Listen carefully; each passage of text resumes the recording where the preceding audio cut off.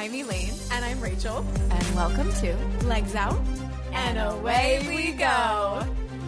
This is the podcast where we tell you about Formula One our way. The races, the cars, the drivers. We are obsessed. And here's why you should be too. Hi, Rachel. Hi, Elaine. Hi, audience. We have a unique setup today. Wait, looks like we're at a sleepover. Because we are in my kid's bedroom. We've had extenuating circumstances in our normal dining room podcast studio. Yeah. And so we've moved upstairs. Literally hodgepodge. I'm going to take a picture of it. Yeah. I'm taking a picture of our current setup, which, listen, if you're thinking about doing a podcast, look this up. Watch us on YouTube. See what we have going on. Rachel will post the picture. Yeah. This is the real deal. It's shady. Sometimes you have to get deep down on the floor, which is really where we spend a lot of our lives anyway. Like, I often opt for sitting on the floor instead of chairs. So this is just normal. I will say the one downside is that we love to talk with our hands, and we're holding our mics today. So if you hear a little bit of extra, we're going to do our best to be still, but when have we ever succeeded? So you might hear just a little extra noise from our microphones. Bear with us. We'll be back to our normal next week. Rachel's being really nice about this. It's me. I'm the problem. I've already been warned. You're not the problem. Okay. Yeah, get it out now. All right. Oh my gosh. Well, this has just been the most packed weekend, both in our personal lives and also the Las Vegas Grand Prix. Yeah. So I just got done with a run of shows. We did Cabaret, not the full musical. If you're familiar, congrats. But a rendition of a cabaret type show. We were doing there was like a tap number. There was a modern number. We did Money from Cabaret, actually. Yes. But it was so fulfilling, so fun, and exhausting at the same time. Yeah. Yeah. So we were supposed to record yesterday, and today's Tuesday. Rachel thankfully gave me a day. We should have known. There is not really ever a show where we're like, cool, I'm going to conserve some energy on this one. Yeah. I'm going to come out of this weekend not decrepit after. And so we should have known, but that's okay. We live and we learn. That's right. We sit on the floor. I saw how much energy you guys were expelling because I was backstage helping with both backstage shenanigans and sound. And so I was able to see all of the gorgeousness and the sweat and the energy. And it was such a fun show. Yeah, it's very fun. It's like I said, it's also so fulfilling to do something different. What we normally do, like contemporary ballet, modern, it uses different parts of my brain than this does. And just what I get to express is, it's great. I love it. I love all facets of dance, obviously. Yeah. But also, Rachel took a video of our warm-up, which if you are interested in how drivers warm up and dancers warm up, a little different. Yeah, a little different. But there are therabands involved in both. Yes. And that may be the one overlap. Yeah. Well, no, and lots of abs.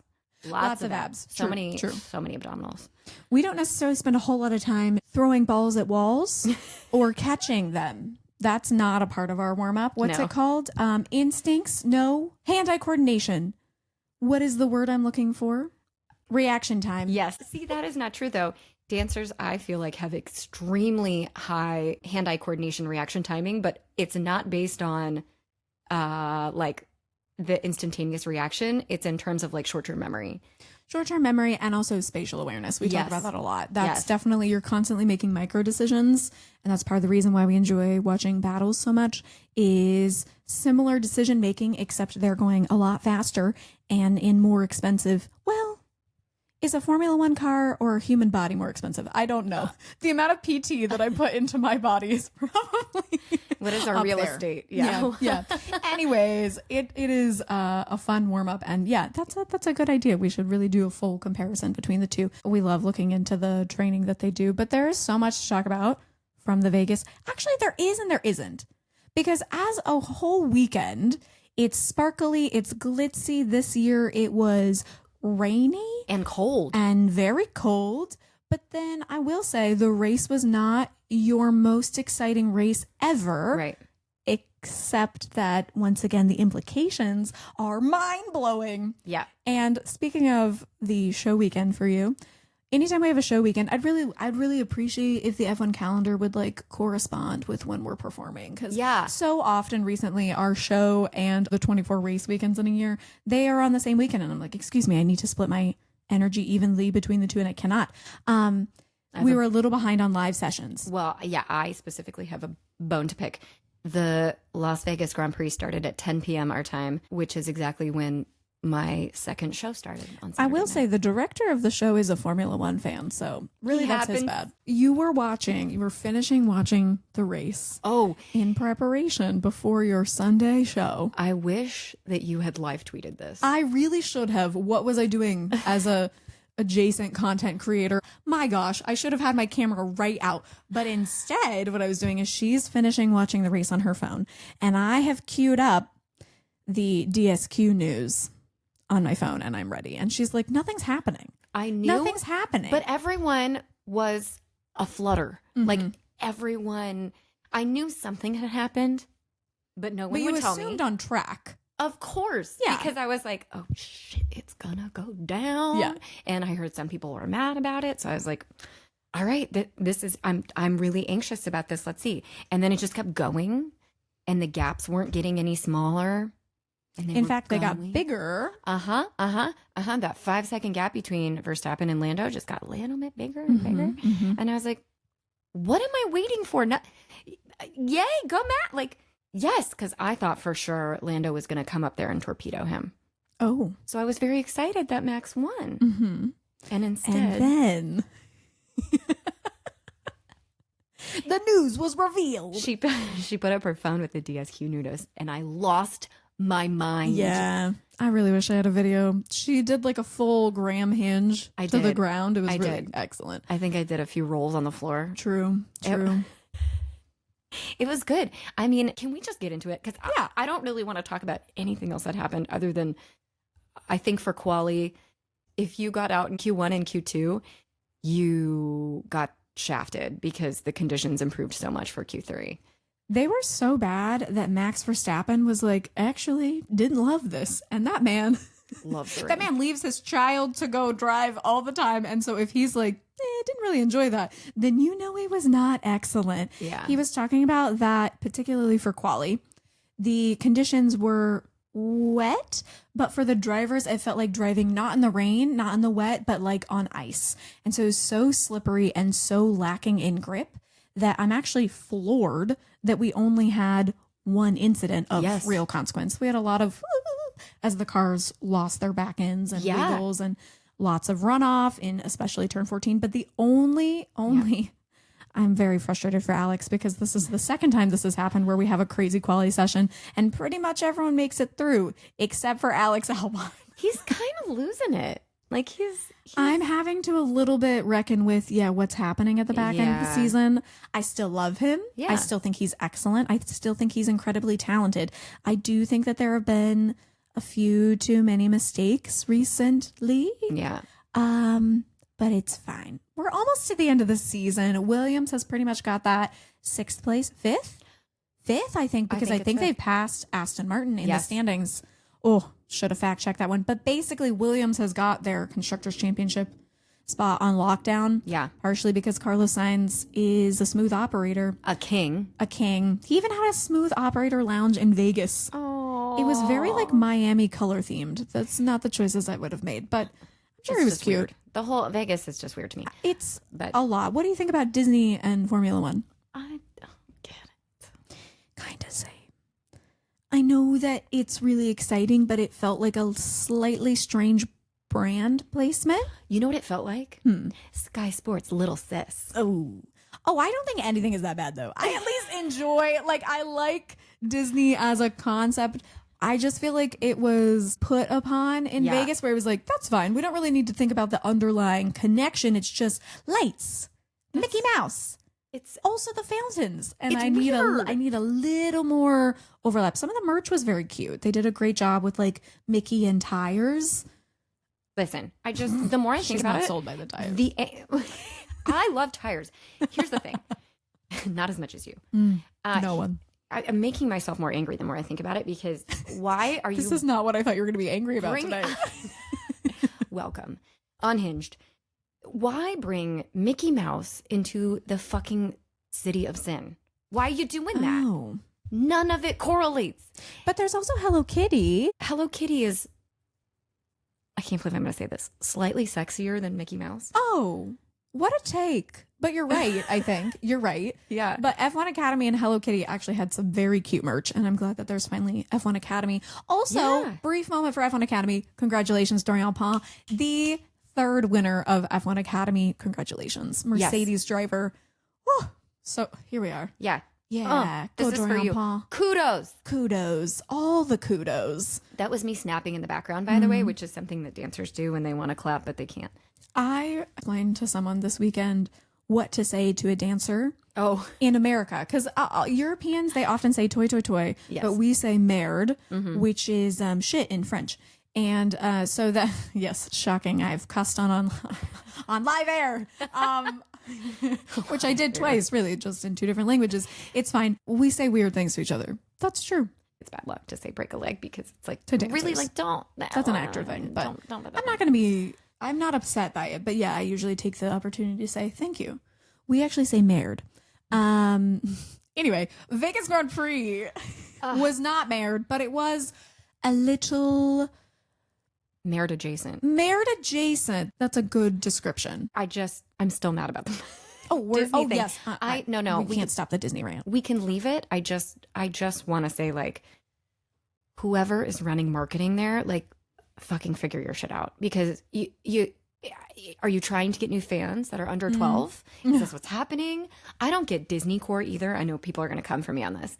I don't get it. I don't get adults wearing Disney stuff. I know. I'm not mad at you for it. I just don't get it. Just not your vibe. It's not my vibe. And it's Las Vegas, where you gamble and you hire prostitutes and do drugs. What? It's not very Mickey Mouse. Oh, incredible. That's what you do, right? Live your life. I don't know. I don't go to Vegas because I don't gamble. That's not what I do. So I like a very fancy cocktail, and I feel like Vegas is not going to deliver a fancy cocktail to me. I feel like when I think of Vegas, I think of like New Orleans giant slushy, like hurricanes. And I know those are not the same thing. And people who are in Vegas all the time, you probably have much different experience, but that's what I get. Yeah. There's a lot of poker chips, a lot of sequins. I don't really wear sequins, though I am in my sparkliest shirt for Vegas. Yeah. But I can see that Disney and F1 in Vegas particularly was a little underbaked. I could see it working elsewhere, but I think it was a little half-baked completely in terms of the, pastry thickness. Okay. Yeah. Yeah.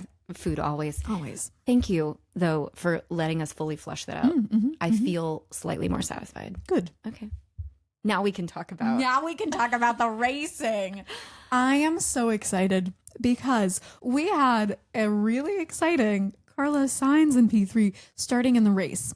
In front of him on the front row were Lando Norris, who I will say did a fantastic job in quali. The level of chaos. That race start was insanity. Oh, yes. We'll get to that in just a second. But I'm giving him kudos before I knock him down. Okay, yeah. The quali lap that he put in was really stable, really well managed in a session that was just people clinging on by their fingernails. Beautiful. So he gets pole. Max Verstappen is right behind him. Piastri is in 5th. 6th? I believe it's 6th. Oh my God, I don't have my book next to me. Oh my gosh. Sorry, we have to keep going. Sleepover time is, throwing off all of our normal practices, but it's okay. So now we can get to the race start. Okay. Can I shout about some things? Yes. Wait, let's just say how it ended. You know the disqualifications already. I'm assuming that everyone who's listening to this has already heard that Lando Norris and Piastri were disqualified. We'll get to why in a little while. Yes. But it ended up P1 Verstappen, P2 Russell, P3 Antonelli. Antonelli! Yes. I'm so proud of that man. I'm so proud. Boy, man, I'm so proud of that Italian driver. I'm really proud of him. There you go. Okay. Race start. Let's go. Race start. Do you know how the race was won? Not in a day. It wasn't a day, technically, but the race was won by tire prep B words. Tire prep. Oh, I'm delighted. The rest of the race, whatever. But tire prep, let me explain to you how Max Verstappen swept on the very first lap, turn 1, and then led the entire time. And it is tire preparation. Lando Norris slept on it and did not prepare his tires because he was fussing about Max Verstappen. Burnouts were very important before the race. Formation lap, they are in really cold conditions. And so we need the tires to be warm to start and to have the right grip to go off the line. Of course, this is absolutely integral everywhere, but it is especially necessary here. Max Verstappen did five little burnouts. Lando Norris was fussing on the radio about how Max Verstappen was taking his sweet time and only did 3. I was expecting something. There you go. Only did 3, therefore leaving his tires in a slightly cooler position so that Max was able to accelerate off the line, make that move. Lando just continues to be worried about Max and not his own car. This is fascinating. Formula One is the land of the teeniest fraction makes the difference. Oh, literally, we're talking about millimeters later. Yeah. Well, and just 2 less burnouts. That's it. 5 versus 3 in 1 prep lap. Yep. Like that. And that's the one that makes the difference. That's crazy. Which we could say Max very well may have gotten the move done otherwise, but he was in a space to sweep around Lando with ease and then take off with tires that then lasted him for a while because he had taken the time, because he had the mental state to be like, I need to calmly do this, check all the boxes. I'm not in a hurry. Right. I'm not worried about anyone else. I'm going to attend to my own game, to my own drive. I'm going to prepare fully and everyone else behind me can deal with it. And that is what maketh a champion. Yeah. Which I'm not saying that Lando, was absolutely out of his mind management, but he was seemingly really focused on Max exclusively, where if he had just been like, I'm going to run my own race, Max is of course going to be large in my rear view or my side mirror, as it were, on the turn 1, but I'm going to handle my own thing, and that's going to be how I win this race. And instead, his focus seemed to have been on his rival. Here's how I can tell you that we know that he wasn't focused on the right thing. That race start was abysmal. It was really bad. Pure insanity. It was almost like he had a roach inside of his race suit that was crawling up him, and he had no control over his movements, because then he twitched the wheel and then it went the other way. And I was like, do you actually know what you're trying to do? Oh, no. You've been leveled with roach level mess ups from Elaine. That sounds really rough. That's low, or a feather. He had a feather tickling him. Okay, these are kind. Maybe it's just the 18 million Vegas lights distracting him, because I do not understand how they see any light panel, how they know this is race pertinent and this is just casino. I am so impressed with their ability to do that. So maybe he was distracted. That was a gamble. That was a gamble. He gambled. Done. He gambled everything, and he lost the first position right away, motherfuckers. I actually, right off the start, I was like, oh, Lando had a pretty good reaction time. It looks good. And then he freaks the fuck out. He cuts across so aggressively to block Max, and David Coulthard ruthlessly. I love his lack of ruth. Yeah, me too. Always. That man said he tried to play Max Verstappen's game, but he doesn't know how to play that game. He said it a little more scathingly than that. I've paraphrased. But that is your commentary on international television about Lando trying to do a Max move on Max, and Max being like, I did 5 burnouts. Also, that is so 2020. Please up your revision. Max is like, you're using my old move that I've used 5 years ago against me. And guess what, motherfucker? Slow and steady wins the race. Slow and steady? Fast and steady wins the race. All right. Good breaking points also, because that's really where Lando loses it, is that he's aggressive on Max and then that doesn't really work. And in trying to do so, he misses his braking point going into that first turn, which then allows Russell to also pass him in the next couple meters. Then he's lost 2 places right off the bat. That's not great for your start. And then that allows both of him in front of them to manage their tires well. And Lando is set in for a race where he's having to now respond to the people around him instead of running his own race. Yes. Yeah, I was actually quite impressed with Russell. I still don't like him, but I was impressed with how aggressive he was until See, Lando. This is what I thought you were going to be angry about. Yeah, well, it's coming. Because there are words that I said that I don't even want to repeat on this podcast. When Lando Norris was right behind Russell, and it seemed like Russell could defend. Lando at that point had fresher tires. He had pace. And Russell, like the little bitch he is, Oh, no. said, I could fight, but also I want to get a podium. So maybe I just won't fight. Maybe I just, I'll just let him. It's fine, right? Yeah, we'll just let him. We'll just let him go. Also, it's Max up there. Who gives a shit? Not me. I'm not a racer. I'm just a people pleaser. Oh, it was not his best look for sure. And I will say a tiny, tiny extenuating circumstance for him is that he was dealing with steering issues the entire race. This was a race of everyone dealing with car problems, but I don't care. That's me trying to give him a tiny bit of understanding, but thank you. That is not something that you broadcast. If that is in your brain and you're like, unfortunately, I need to prioritize keeping the podium instead, then you keep it. That's an inside thought, George. Not all of the things are outside thoughts for your engineer or also for the entire Formula One audience to hear. You know they're going to broadcast that on the broadcast. Dude, that 100%. pure weak sauce. Just weak. Like, not cute. Oh, no. Grab whatever little else is down there. Oh, no. Pull it up.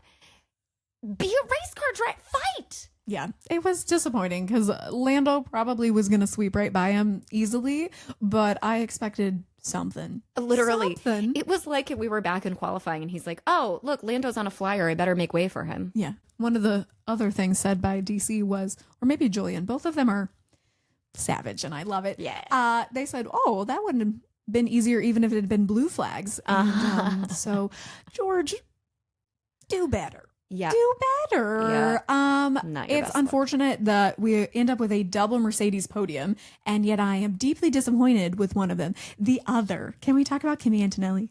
Yes, this is your segment. I am so proud of Kimi Antonelli because coming into this weekend, we didn't actually end up doing official predictions last week because we had Ross on, and so we were predicting everything, literally everything. So we did not necessarily toss those in. But I was thinking Kimi Antonelli might win this thing, and I'm not the only one because he was so good last race weekend out, and Mercedes does pretty well in Vegas. So I was like, this is going to be our first Kimi Antonelli win. And then qualifying happens. And it does not go well for him. And so he is starting at the absolute back of the pack. Yes. Do you know what his actual race story ended up being? What? P17 to P3 with the DSQ from the McLarens. Almost as good as a Verstappen sweep. Almost. I mean, P17 to P3 is the same numbers that were like absolutely shouting from the rooftops about Max. I don't love that every single new talent is always compared to Max because I think, number one, that does a disservice to other people coming into their own. And I'm also like, Max is definitely the best right now, but there are other people and they have different styles. Why don't we say, I mean, Prost gets brought up a lot, Senna, whatever. I just am like, we don't have to always compare everything, every good thing to Max. But of course, Toto has been saying, Kimi's the next Max, Kimi's the next Max. And this is maybe the first time that we're seeing him really distinguish himself as that kind of caliber driver. We have 2 weekends back to back where you think driver of the day and Kimi Antonelli is right up there. Well, Max is the benchmark. I mean, you have to have something to compare it to. And Max is on top right now. Sure. He is the top. So if you want to be the best, that's what you have to compare it to. So I get it. And Toto shot himself in the foot with that, I think. Yeah. I think that was definitely showing some pride from Toto this whole campaign because he could have had a Max. Listen, what did we call it? Verstappen? Verstappen. Yeah, Verstappen is seemingly a sleeping story, but I still think 2027 might still happen. So to give a tiny picture into why I am so excited for Kimi, he starts on softs, he changes tires under a VSC. The lap one did not go well for a lot of people, including Gabriel Bortoleto. What happened? We're just going to let you have that one and say, don't do it again because it wasn't good. But anyway, we have VSC from the debris and whatnot. And Kimi Antonelli changes from his soft tires to hards. And then he proceeds to run the entire rest of the race on those hard tires. He said in an interview that he was talking to the tires. And I don't know if that was him referencing Tire Whisperer or if he was just literally like, yeah, I was talking to the tires. I needed them to stay alive. Could you love him more? No, I think genuinely not. It is a shame he's too young for you. I mean, yeah, of course. That's the only problem with that. Yeah. It's not that he's a Formula One driver or that I am married. No, those are no boundaries. No, of course not. I'm over the moon for him. And I hope that this momentum just keeps going because, as we talked about last episode, Mercedes looks to be in a pretty favorable place. And if he just keeps consistently beating his very, very, very good teammate, George Russell, then what happens in 2026 for Kimi? I mean, I'm so excited. Are they going to bump him up to first driver? Maybe. We'll see. Maybe. Okay, tell me about Yuki. I think Yuki is amazing, period.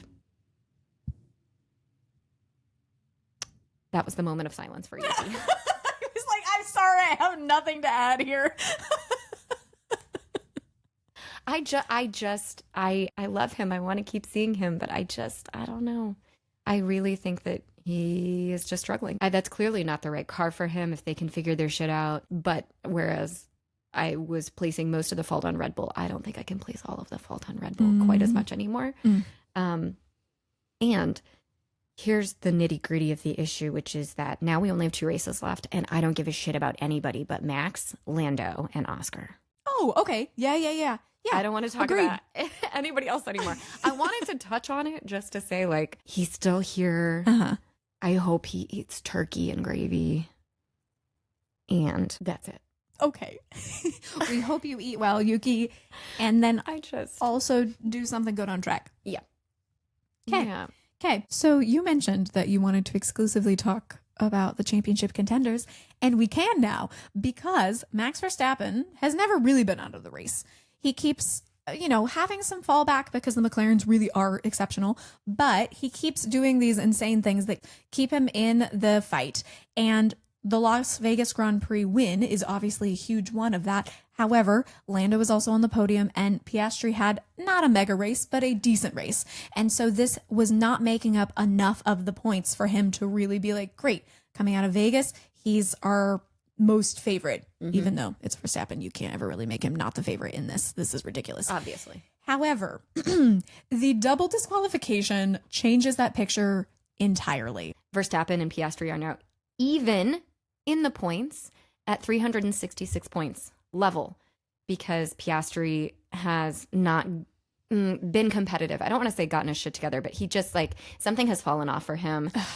But the fact that they are even now in points 366 is huge to Lando's 390. Yes, that is not that big of a gap when you think about that next weekend in Qatar there is a main race where the win is obviously worth 25 points, and there is also a sprint where the win will be 8 points. I forgot about the sprint. Yeah, so there are a lot of points still left on the table here. They obviously left a tremendous amount of points on the table, the gambling table, as we're in Vegas. I know about gambling. They gambled and they lost. Exactly. This DSQ is such a fumble, like a Ferrari level fumble. And I make that comparison because Ferrari often has issues with their plank wear. And that's partially intentional. They keep needing to run their car lower and lower and lower for it to be decent. And so they have to play that gamble and they know they're playing that gamble. McLaren has basically said they didn't have enough information. And let me explain that in a moment. Uh-huh. When this was leveled against them by the FIA, who of course always make these... Ross, yes, Ross was in Vegas and Chief Deputy Scrutineer. he knew and was a part of this and is very good at not telling us, despite the fact that we ask prying questions all the time. He's very professional. Yeah. Well done. Well done. Screw you. Yeah. So when this is leveled against them, McLaren comes back, which of course they have to try to see if they can overturn this. But their attempted overturning, I think, is pitiful. They basically said there were extenuating circumstances. We didn't get enough practice time. No one got enough. Exactly. Exactly. The same amount. Thank you. Thank you for saying exactly what my brain was thinking. And I was like, well, am I being too hard on them? No, Brian. No, I am not. Everyone had not that much practice. That's true, because each session was a little different in terms of on-track conditions. Yes. And yeah, that's hard. But everyone had that. Everyone had that. They also were like, oh, well, we had porpoising. And You're a porpoise. Accidental. Yeah, serious. Accidental damage, and we didn't know we were going to porpoise. You know, that's true. But in this entire ground effect era, everyone has been dealing with porpoising and having to figure out how they're going to work around that. And so I just think that is such a lame excuse. Cop out. Exactly. Exactly. And so obviously the FA is like, cool. Good try, but no, you're still disqualified. And what really is a bummer is that they didn't have that much plank wear, and the FIA did stress that this was not intentional, that they knew it was an accidental thing. However, there is no precedent for anything other than disqualification. It's not like, oh, you just had like 0.2 millimeters, and so we'll just give you like 0.2 of a DSQ. You can't do that. And there has to be a cutoff. There must be. You can't be like, oh, you were just below. There has to be a minimum. Right. You can't. There has to be a minimum. And also, this is when we're talking about consistency, this is an area where consistency must remain. Same thing with Kimi Antonelli, who got a 5-second penalty for his basically false start that they looked at, and the sensor must have grabbed it. But everyone is like, cool. So the human eye couldn't see that. Yeah. But I guess we got to still give you the penalty. And again, just continuing the Kimi kudos. 5-second penalty, and he is just fine. Yeah. But you have to go to the letter of the rule here, and they did. DSQ. And we had a listener question ask, is plank wear more of a competitive advantage or more of a safety issue? Oh, that's a great question, Rachel. It is a great question. And so I looked into this, and this is something that I think we could spend entire engineer hours working on, but I'm going to give the crystallization of what I think, particularly in Vegas, which is I think it leans into more safety, into more rules and regulations than it does competitive advantage in this instance, because Las Vegas is a track where you need both downforce for corners always, and it's just Formula One. You need downforce. Yes. But it's also a lot of the great overtaking places, you need low drag. And so you have to balance your downforce and your drag to make a competitive car, obviously. And so running it too low to the ground can then kind of hobble your competitiveness when it comes to those overtakes. So they need to balance those things, and therefore having it tenths of a millimeter lower is not necessarily going to be like, this is how McLaren won. This is how they dominated. However, as they talk about porpoising, that is not only something that leads to breaking the rules, but it's also horrible on the drivers' backs. Yes, that too. The sparks, they were so low to that track, even on the straights. It was just sparking left and right. Yeah, so it's not great on your driver because it's literally jostling them around the car as the car bounces up and down, basically. Yes. And then also Vegas is a street circuit. And so this is something that we come across in multiple circuits, but particularly in Vegas, the suction of the underside of a Formula One car can pull up manhole covers, as we've talked about a lot. But so the plank wear and the lowness of an F1 car, I think in this instance is more a safety issue and a rules and regulations issue than I think it is a competitive advantage. Interesting. I tend to disagree, though. I have no hard data to back it up. None whatsoever. Well, I think it could be different at different circuits is my point, I suppose. Yes, and that's a great point.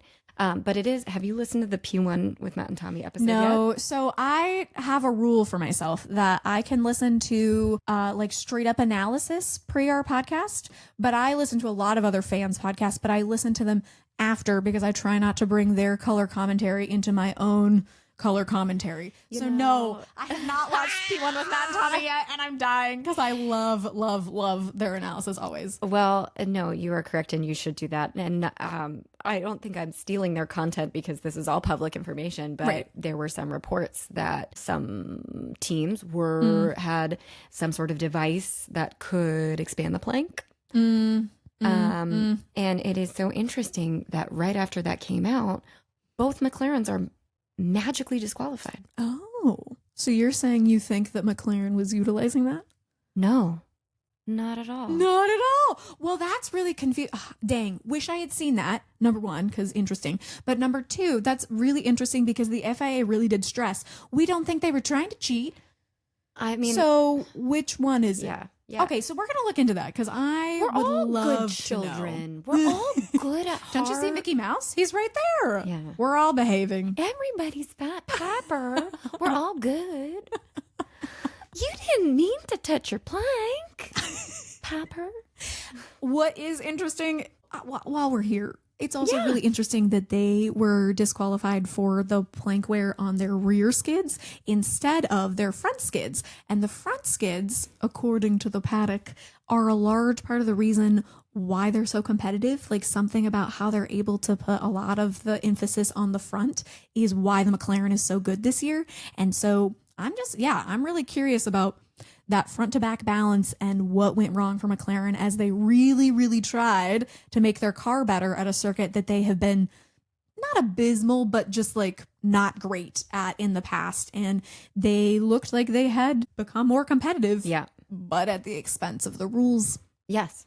Which, of the formula. You know, we can talk shit about this all we want, but really, we love it, number one. Well, I love that they're disqualified. I'm really sad for Lando and Oscar, but I'm so excited. I love that you admit that. But also, obviously, we love it because of the drama, but all teams are going to cheat.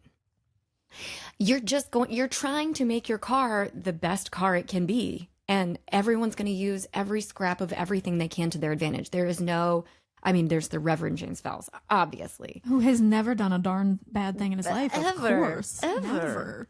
But for everyone else, you're going to use literally everything at your disposal, whether it be shady or not. So it's like the engineer version of you always go for the gap. Yes. They have got to play in the gray area. Send it.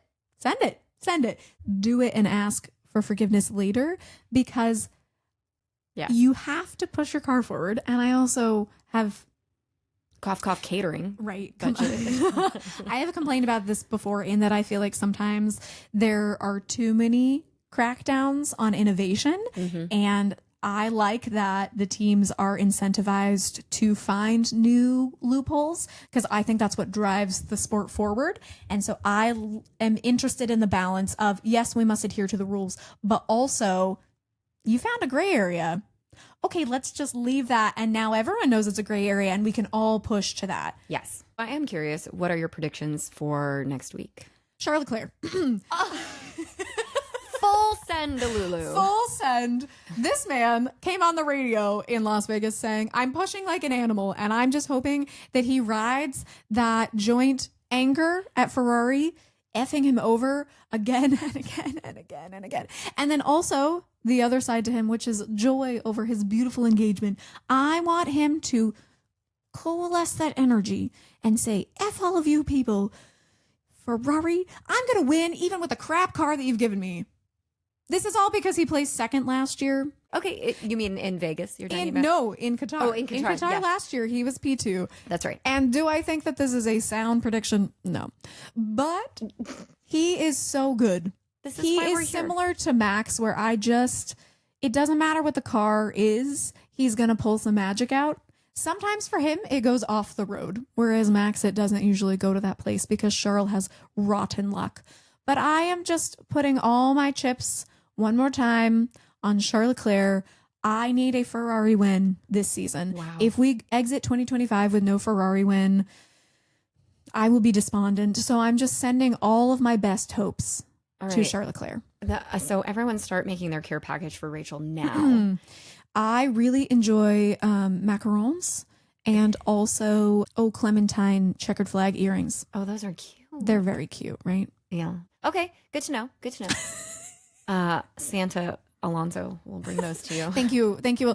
Oh my God. I would die. I would die. I would die. I wouldn't need a care package because I would be straight going to heaven. Yeah, you would. Anyway, what are your predictions? I think we're gonna see a repeat of the start Okay. of Vegas. I think we're gonna have a very similar grid, honestly. As in Lando v Max? Yes, Lando v Max, but also I think there's so much more pressure now on Lando because all intents and purposes, it looks like Lando is about to secure the world championship. He deserves it. Okay.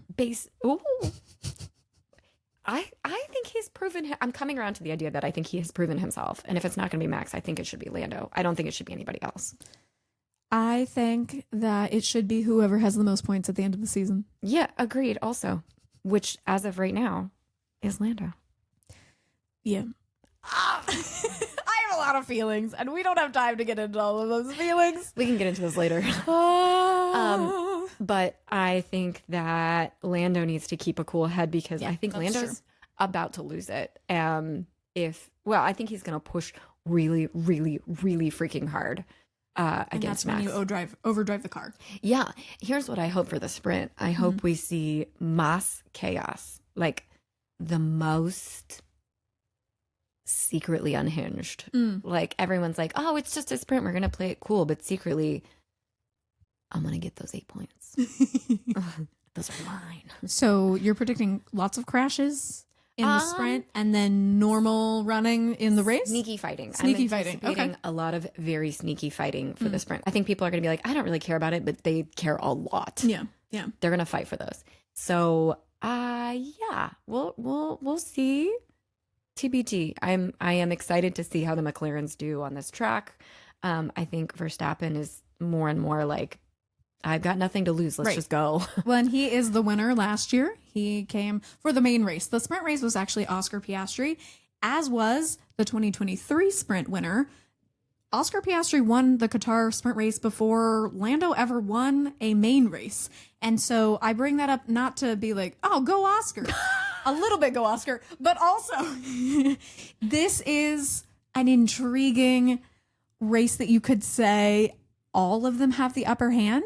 Because Max has won here a lot, also has 4 titles. He's got the upper hand. As I'm making the point, I'm also like, well, no, he kind of still has the upper hand.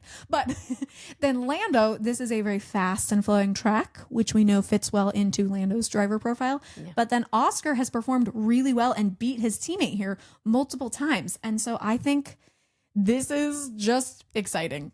You could say they all have good things going for them and they all have bad things going for them. And that's exactly what I want going into the last 2 race weekends of the season. This isn't quite the same championship battle where like Max and Lewis were 0.5 apart, but this is still exciting and it's still close. Yeah. It still could happen. So yeah, I am excited. I'm excited, period. Just a quick touch point before we sign off. Rachel got a very exciting opportunity this past weekend to race on Coda's track with her car. I'm basically Charles Leclerc now. It's fine. Yeah, she's the female Charles Leclerc. As our editing software always says, Charlotte Leclerc. That's me. They always think that we're saying Charlotte. This is Charlotte Leclerc. Charlotte Leclerc. Yeah, that's me. Cute. It's been smart all the way along. So we will tell you about that in a future episode because we had so much to talk about from Vegas. But yeah, I'm basically a race driver now. I was not fast. But she felt fast. It was exceptional. So make sure that you're subscribed so that you can hear about that soon. And we, of course, will be back next week for the Qatar GP race review. It's going to be magic. Yeah, post-Thanksgiving. Oh, happy Thanksgiving. Happy Thanksgiving. I am thankful for you. I'm thankful for you. I'm thankful for this podcast. Yeah. I'm thankful for everyone who's listening right now. So, yeah, thank you for continuing to support us and following us on all the socials, all the platforms. Rate, review, subscribe. That would make us extra thankful. Yes, yes. Bonus pumpkin pie points. We. And that's it. On pumpkin pie, that's of course our closing words on the Las Vegas Grand Prix, sponsored by Disney and Sin City. Hookers and Mickey. That's On that. And on that note. And so with that, it's legs out. And away we go. We'll see you next time. Chords.